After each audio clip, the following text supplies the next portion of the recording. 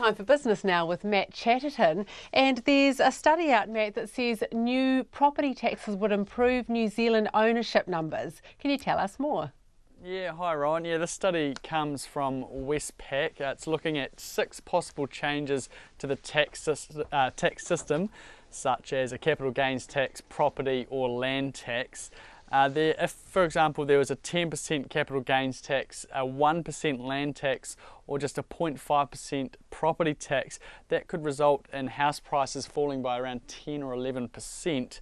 There's also an option of taxing landlords on an assumed rate of return of around 5%, which could see properties fall up to 20%. This, of course, would sort of equalise the tax advantage. It would lower the attractiveness of property investors by dropping competition and therefore helping first home buyers get into the property market. Yeah, it's really a political question. You know, should property investors enjoy the tax breaks compared to those who don't? Those are new homeowners or people who don't own homes at all. And Matt, apparently New Zealand businesses risk becoming zombie firms. So what's a zombie firm and why are they at risk?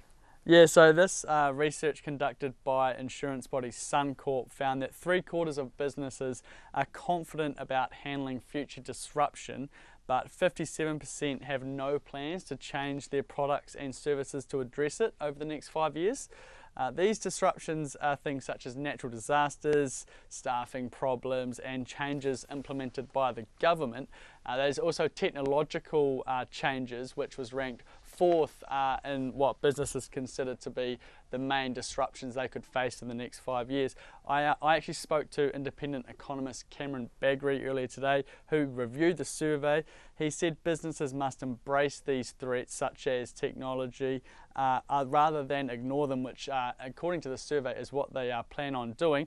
Otherwise they risk becoming zombie firms, which in other words is they are bound to fail if they don't embrace it. Bagrie noted that around 60% of businesses were embracing these threats.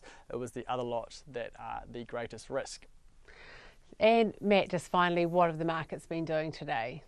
Yeah, so the top 50 index closed down 111 points to 8863. That's a 1% drop.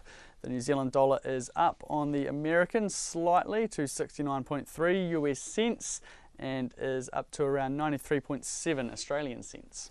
Thanks very much. That's Matt Chatterton there with Business.